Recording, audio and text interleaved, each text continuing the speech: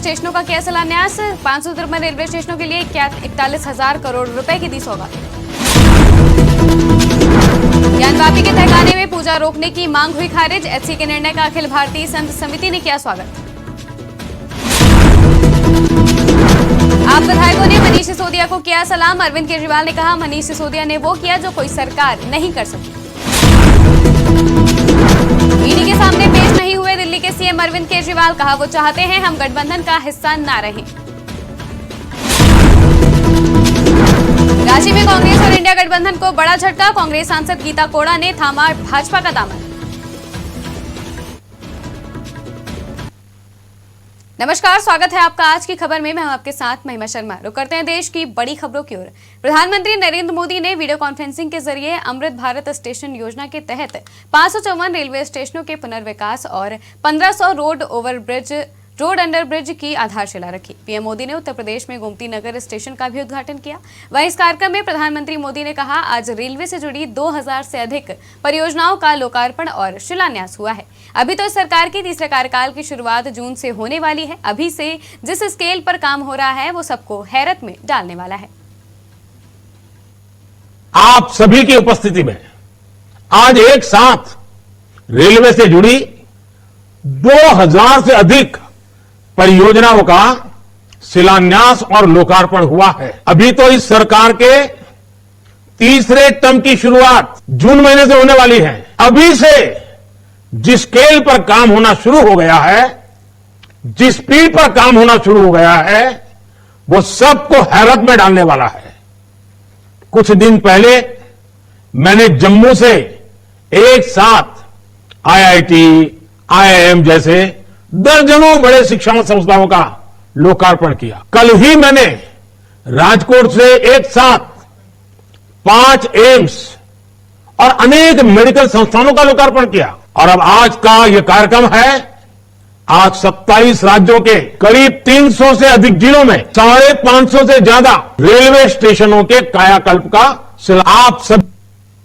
ज्ञानवापी के व्यासजी तहखाने में पूजा अर्चना शुरू किए जाने के खिलाफ मुस्लिम पक्ष कमेटी की इलाहाबाद हाई कोर्ट से बड़ा झटका लगा है। कोर्ट ने मुस्लिम पक्ष की याचिका खारिज कर दी है। मुस्लिम पक्ष की याचिका खारिज होने से व्यासजी तहखाने में पूजा अर्चना जारी रहेगी। दरअसल मुस्लिम पक्ष ने तहखाने में काशी विश्वनाथ मंदिर ट्रस्ट को पूजा का अधिकार दिए जाने को चुनौती दी थी। हाईकोर्ट द्वारा मुस्लिम पक्ष की याचिका खारिज होने के बाद व्यासजी तहखाने में पूजा अर्चना जारी रहेगी। हाईकोर्ट ने वाराणसी जिला जज के 31 जनवरी की पूजा शुरू कराए जाने के आदेश को सही करार दिया है।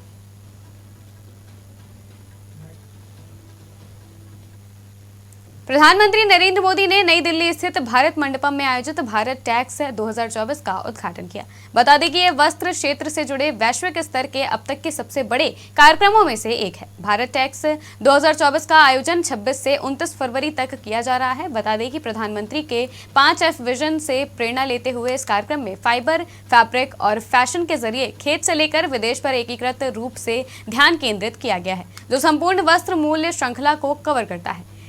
इस दौरान पीएम मोदी ने कहा कि भारत ने आगामी 25 वर्षों में विकसित राष्ट्र का संकल्प लिया है। गरीब, युवा, किसान और महिलाएं विकसित राष्ट्र के 4 प्रमुख स्तंभ हैं और भारत का कपड़ा श्रेष्ठ क्षेत्र इन चारों से जुड़ा है। इसलिए भारत टैक्स के आयोजन का महत्व बहुत बढ़ जाता है। आप जानते हैं कि भारत ने आने वाले 25 साल में विकसित राष्ट्र का संकल्प लिया है। विकसित भारत के 4 प्रमुख स्तंभ हैं गरीब, युवा, किसान और महिलाएं। और भारत का टेक्सटाइल सेक्टर इन चारों यानी गरीब, युवा, किसान और महिलाएं सभी से जुड़ा हुआ है। इसलिए भारत टैक्स ऐसे इस आयोजन का महत्व बहुत बढ़ जाता है। साथियों, विकसित भारत के निर्माण में टेक्सटाइल सेक्टर का योगदान और बढ़ाने के लिए हम बहुत विस्तृत दायरे में काम। ट्रेड, टेक्नोलॉजी और ट्रेडिशन का एक महासंगम है, जहां हमारी पूरी टेक्सटाइल वैल्यू चेन की क्षमता का प्रदर्शन किया जा रहा है। यह भारत को एक आकर्षक निवेश और सोर्सिंग डेस्टिनेशन के रूप में स्थापित करती है।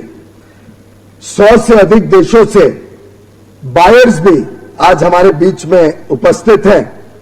कश्मीर कि पश्मीना शॉल हो या उत्तर प्रदेश की बनारसी साड़ी, तमिलनाडु का कांजीवरम हो या असम का गमछा, मैं समझता हूं आज भारत सिर्फ वोकल फॉर ग्लोबल ही नहीं बल्कि लोकल को ग्लोबल बनाने में आपके मार्गदर्शन में एक वैश्विक मंच पर आया है। दिल्ली के मुख्यमंत्री अरविंद केजरीवाल और पार्टी के अन्य नेताओं ने राजघाट पर महात्मा गांधी को श्रद्धांजलि दी। इस दौरान दिल्ली के मुख्यमंत्री अरविंद केजरीवाल ने ईडी के 7वें समन पर ईडी समक्ष पेश न होने पर कहा कि वे चाहते हैं कि हम गठबंधन का हिस्सा न रहें। जब ईडी खुद कोर्ट गई है, क्या उन्हें कोर्ट पर भरोसा नहीं है? कोर्ट के आदेश का इंतजार करें, समन पर समन भेज रहे हैं। कई जगह से संदेश आए हैं, उनका उद्देश्य है कि हम गठबंधन तोड़ दें। हम गठबंधन नहीं तोड़ेंगे। चाहते हैं कि हम गठबंधन का हिस्सा ना रहें। बार बार जब ईडी खुद ही कोर्ट गई हुई है तो क्या ईडी को, केंद्र सरकार को कोर्ट पे भरोसा नहीं है? कोर्ट पे भरोसा रखना चाहिए ना। वो खुद ही कोर्ट गए हैं तो कोर्ट पे भरोसा, कोर्ट के आदेश का वेट करें। वो कोर्ट जो भी आदेश देगा उसके हिसाब से कर लेंगे। कोर्ट कहेगा भाई जाओ तो जाएंगे। अब कोर्ट में कार्रवाई भी चल रही है और साथ में समन पे समन भी भेजे जा रहे हैं।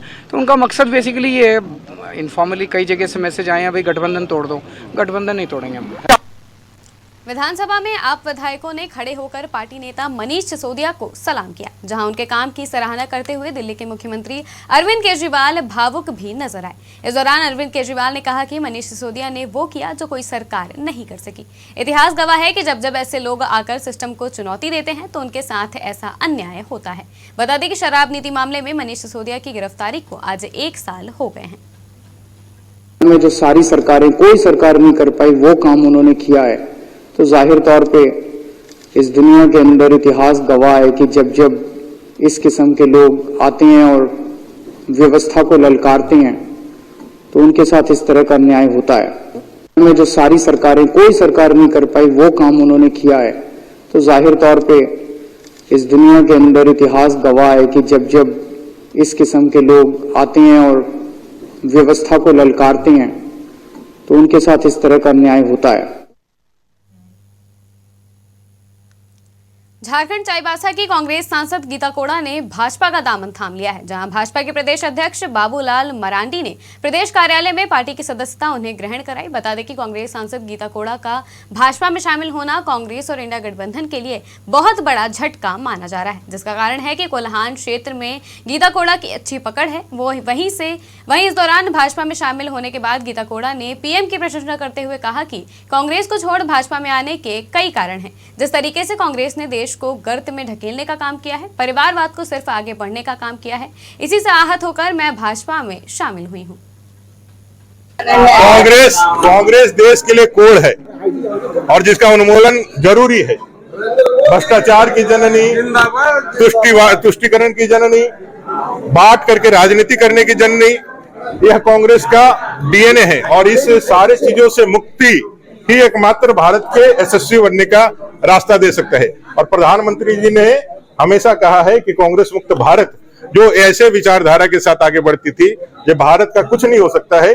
आज वहां से देश आगे बढ़ गया है नरेंद्र भाई मोदी जी के नेतृत्व में, और 2047 के विकसित भारत के संकल्प को लेकर के देश आगे बढ़ा है।